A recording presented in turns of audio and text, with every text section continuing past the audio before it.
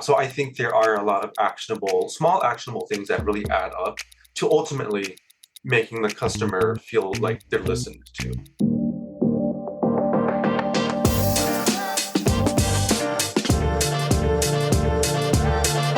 Today on Customer Land, I'm with Sam Gutierrez, who's a senior research scientist at SurveyMonkey. And if you've been paying attention to this podcast at all, you know that we've interacted with SurveyMonkey a couple of times. It's always fascinating because it's always insightful. So, Sam, thanks a million for joining me. I really appreciate it.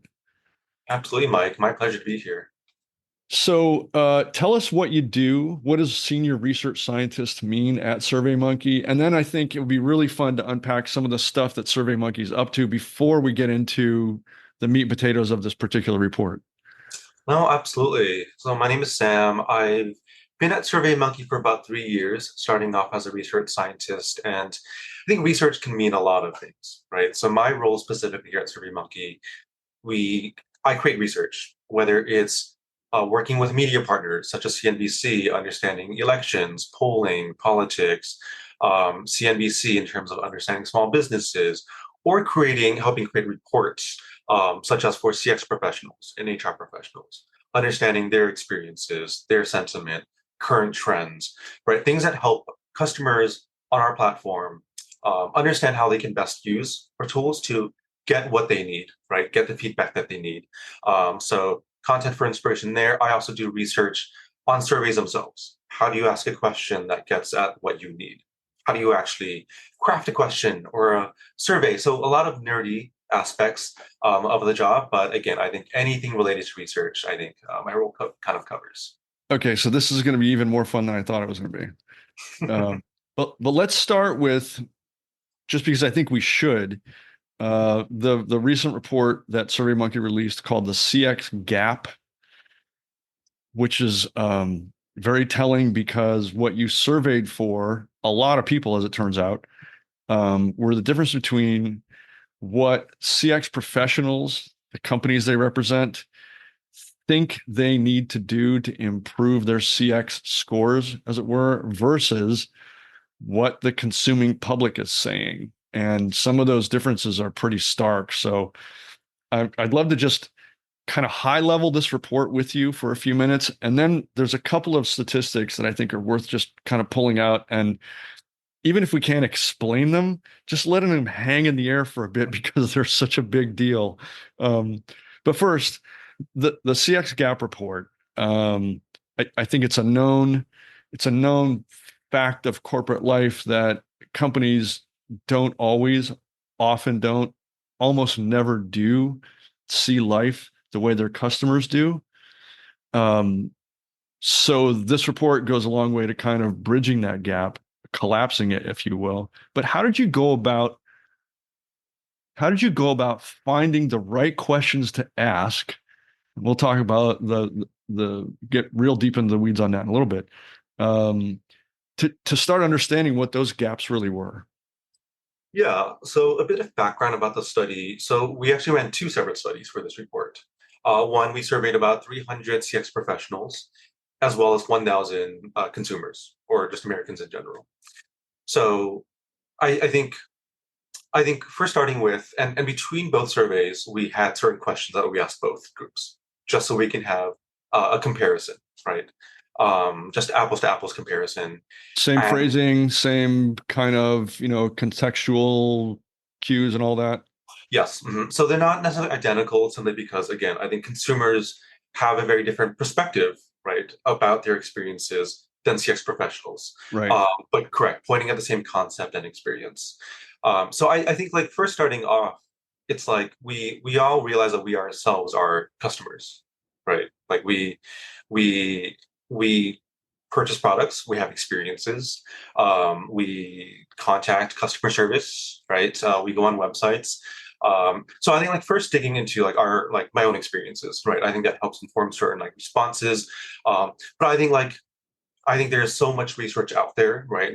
Plenty of reports. We have a fair amount of experts within the organization, SurveyMonkey, because I think our platform is also a CX platform, right? Sure. I think feedback is pivotal to the customer experience. So I think it's very much embedded in I think how our product works, how our culture works, and I think just sussing those aspects out. Interesting. So, you mentioned an earlier part of the conversation that the part of your job is to research. Mhm. Um, so were you part of the team that kind of developed these questions? And maybe you can talk a little bit about how and why and what and who participated. Yeah, so I crafted the study for this report, and I think like when it comes to surveys, you want representative data, right? You want CX professionals and specifically those who work in customer service, whether it's or sort of digital experiences for consumers. So I think really honing in on your target audience, right? Like, are you really just going to ask, are you a CX professional? Yes or no? That's not very helpful because I think Right. even that is a very vague term, right? For the consumer side, I think just focusing on US adults, um, but also making sure, again, are the is the data representative? So we do something called weighting, where we make sure all the respondents in our surveys actually match with certain demographics like age, gender, just so we're not getting a very specific type of audience, right? So I think accuracy is extremely important for data because if you don't have good data coming in, doesn't matter how you ask the questions, the data is just Right. not very good, right? So, let's talk a little bit about some of the I'm going to just call them call out statistics here. Mhm. And we can unpack these. So only 12% of customers say a lack of personalized service is one of their top three frustrations, yet 39% of CX professionals consider more personalized customer service as a top priority. So we're again, it's that gap, which I think anybody who looks at this kind of stuff would expect some sort of a gap, but this is a pretty big one. 12% versus 39% is, I guess I'm going to ask the really silly question, which is, does this really indicate that the CX professionals that you surveyed, and however you want to generalize that universe, um, are really misapplying their efforts, or are there some nuances here that we need to pay more attention to? I think there are definitely nuances. So I think, yes, that's what the data says, but that 39% versus 12%, like, I think we have to understand that customers and consumers, they don't really have the full picture of what they're experiencing, right? When you're on a website, you don't know if it's personalized, right? You don't see the code, you don't see the back end. CX professionals know. So I think this really goes back to what does personalized mean, right? And I think that is one potential gap here in terms of, well, CX professionals think providing a personalized experience may mean XYZ, while consumers, their definition of personalization is maybe more feeling, right? Maybe if a customer feels like the customer service is excellent, then it's personalized, right? But I think this is potentially more so a semantic sort of difference. But I think what I do want to point to is that there are actual differences in what that word personalized means, right? So we ask a question: what what do you most associate with a personalized experience? So we asked this of both CX professionals and consumers, and there are a few response options. And again, they have the same response options for both groups: tailored recommendations, like product recommendations, individualized customer support, customizable products or services, proactive outreach, or special offers or deals, right?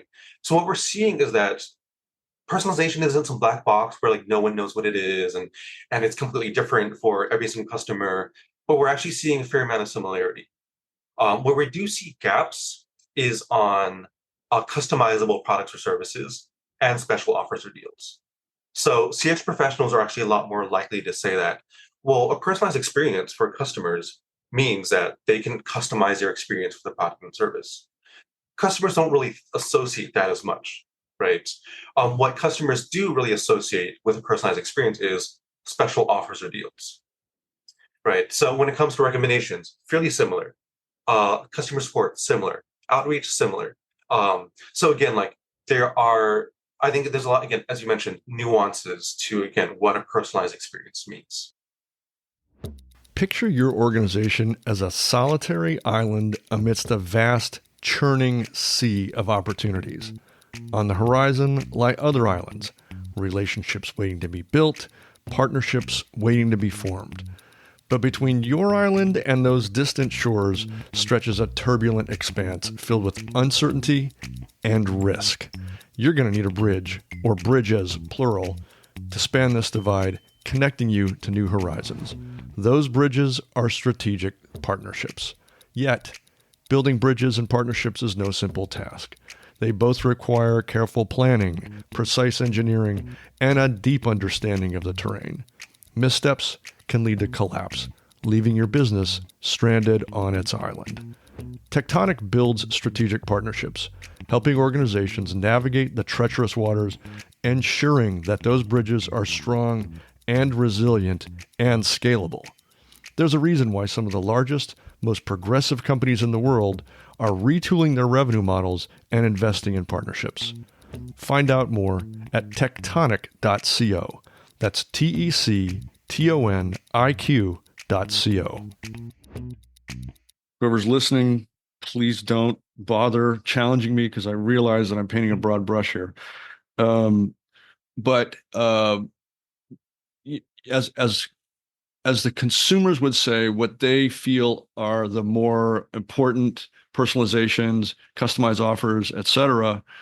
I think there are a lot of CX professionals who, I would say the majority of CX professionals, are focusing on areas of the customer journey, broadly speaking, that are more reactive in nature. These are customer service people. They're working out journeys for any number of things like returns or customer service.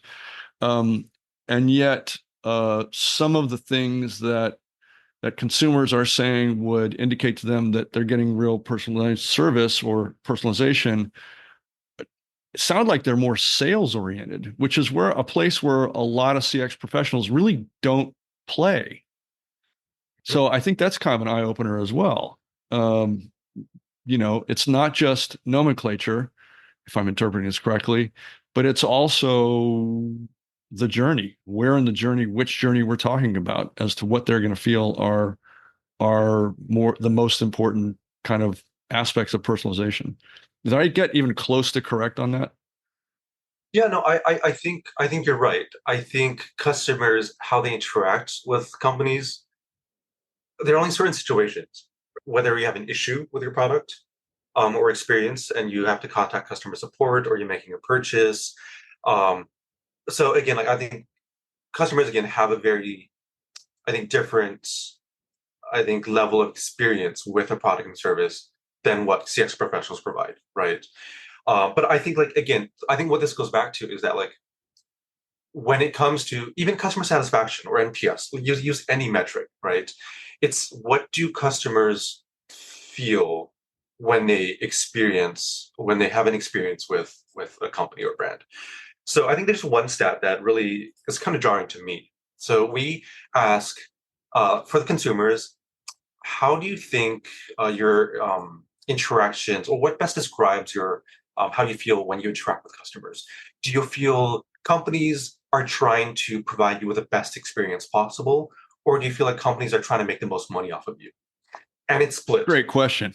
right? And it's obviously it's not mutually exclusive, right? Right. I think that you want companies providing the best experience so that they can get more sales, right, or better loyalty from consumers. But we're seeing that 52% of consumers, essentially split, think that companies really just focus on making money off of them, right? So whether it's CX on customer service or even just using a product or service, I think it's more like what is the customer left feeling, right? Is it delight? Is it satisfaction? Do they feel nothing? Are they frustrated? And again, like it's hard because CX professionals can't really go off feelings, right? They have very measurable KPIs, measurable products and experience that they have to craft. But I think keeping the customer in mind and their personalized experiences and what they feel, I think is absolutely like essential when crafting experiences. We have a lot of conversations internally and with some of our clients, and I think it's just kind of the universe we happen to operate in, that it really is as difficult as it is to gauge feelings in some sort of uh, numeric way, assign them and weight them and index them. It's still the feelings that are driving the purchase behavior or the next response or the next desired action. And I think that's kind of been one of those challenges that so many people in the research space and also the CX space and the retailers and the brands are all kind of going, okay, I hear what you say the consumers are telling you, but let me be honest. I mean, I've taken surveys before, and sometimes I'll take the survey just so that I can get past the survey, and may not be giving the most thoughtful, accurate answer just because Yeah. that's that particular moment in my life. And I'm sure that's and I know for a fact there are lots of reasons why asking somebody directly how they feel, you're probably not going to get an absolutely true 100% accurate bank on it kind of a response. That said, though, this next statistic here I think is pretty important right now, because the entire world, certainly the entire world of CX, is talking about AI and bots and automated responses, and are they any good? Are they really helping? Is automation and efficiency really the benchmark we should be going for? And so I want to point to one of these gaps that you uncovered. Says, while 40% of customers are frustrated with unhelpful automated responses, only 25% of CX professionals say making automated responses more helpful is a top priority. That one, to me, I'll editorialize. Please correct me if I'm wrong. That one does seem like a total miss. It seems like you would really want to, as a CX professional, hone in on those points of real, genuine frustration and make that better, because those kinds of frustrations tend to carry on. They have legs. So, your thoughts? No, absolutely. I think a statistic I would like to add to that is long wait times. Right, 42% of consumers think that's their biggest frustration, but for CX professionals, that's actually a priority, right? right, So when it comes to automated responses, I think they've been around for decades, right? Phone, like online chat, email, and I think this really goes back to understanding like the fundamental customer experience and what is table stakes, right? And I think you see a kind of a trend in terms of companies trying to do a lot using shiny tools like AI, chatbots, but ultimately customers just want to be helped for customer support, right? Like if you're going to do an automated service, there are ways to improve that, right? It's not like automated responses have no place. I think they do have a place. sure. I think this just shows that it's really important for companies to never lose sight of fundamentals, because that's not going to change it hasn't changed in 50 years. It's not going to change in 50 years, right? And I think you see that, right? And it's quantifiable. And I think clearly when automated responses aren't helpful, that is an objectively bad thing, right? Like it is going to lead to negative experiences. There's no ambiguity around this. I don't think CX professionals would say that's good as well, right? So I think that's also where personalization can play a role, right? Having a single set of responses for all customers can be really frustrating and not very helpful, right? So I think it's up to the companies to do due diligence in terms of improving the services, but also again focusing and keeping on their eye on fundamental aspects of the customer experience. Boy, oh boy, you just opened up a whole new set of topics that I am dying to get into with you, and we'll see if we can if we can pack enough time into this conversation, but the idea that CX has a handful of base metrics, NPS and CSAT, like you mentioned, um, that end up being used in simplified ways. What's your NPS score? Answer, who cares without context? Right. It's utterly meaningless. And it's the same thing with CSAT. So I want to hear, maybe a different conversation with you. I want to hear how you feel companies should be looking at those kinds of metrics, and are there alternatives or alternative perspectives to CX that might add more valuable insight, make these things more actionable? I don't know. And I'm asking that selfishly because we have an open kind of forum here with a handful of CX professionals addressing that very issue, because it's frustrating. It's kind of like, if you run a website, people want to know how much traffic you have, and it's kind of a dumb metric.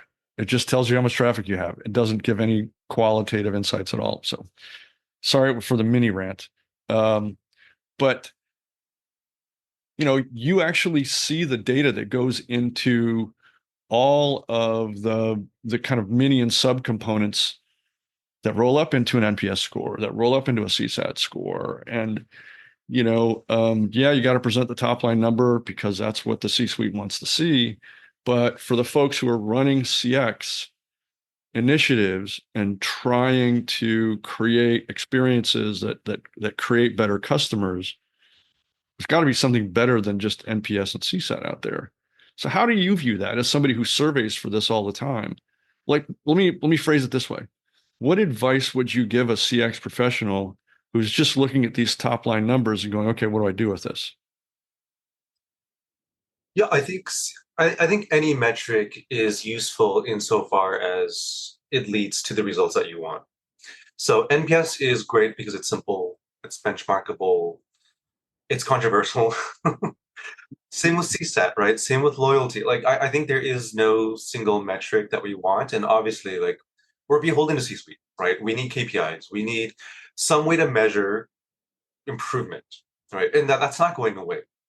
It's always going to be a numbers game one way or another, whether it's churn rate, whether it's loyalty, whether it's retention rate, like anything, right? So I think like one advice I give to a lot of clients is choose a metric and hope and work toward um, improving that metric. And over time, you should see an improvement. CSAT, loyalty, and NPS are all correlated, right? Like you should not see diverging trends. That's just not how it is, right? Right. So I think like yes, not putting stock in a single metric, but focusing on inputs that improve NPS, and that is I think what changes for every company, product, service, right? Like NPS for an iPhone can be very different for NPS for, let's say, a pen, right? You bet. Yeah. So I think again there needs to be work done to be made for CX professionals in terms of why you're justifying using a metric and also what you're doing to improve that metric. And there are many like analytical tools. There's drivers analysis, right?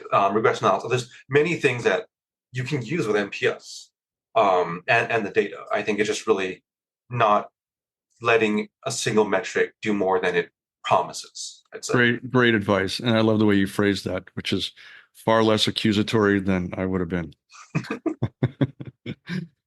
Um, so I have one more kind of high level statistic I'd love to get your thoughts on. 31% of consumers are frustrated over repeatedly explaining an issue, while only 15% of CX professionals say minimizing customer explanations is a top priority. Is that just a matter of context? Or again, is that CX professionals just kind of missing the boat? Yeah, I think for customers, there's a very, I think, low bar for what I think a bad experience is. Let's say you get transferred from phone to email. that is a frustrating experience, right? I think when it comes to CX professionals and their priorities, I think it's more about one, how to improve customer support, right? Because again, if a customer feels like they repeat too much, then that's the reality. You're not going to tell them, no, you did not explain too much, right? I think it's also on the job for customer support to understand a customer's history, previous interactions, um, whether it's an intake form for consumers, right? I think consumers just want to feel like they're listened to ultimately, right? And if there's no handoff from one channel to another, I think that's a miss. So I think I've seen this I personally, and I think in my experiences with brands or companies.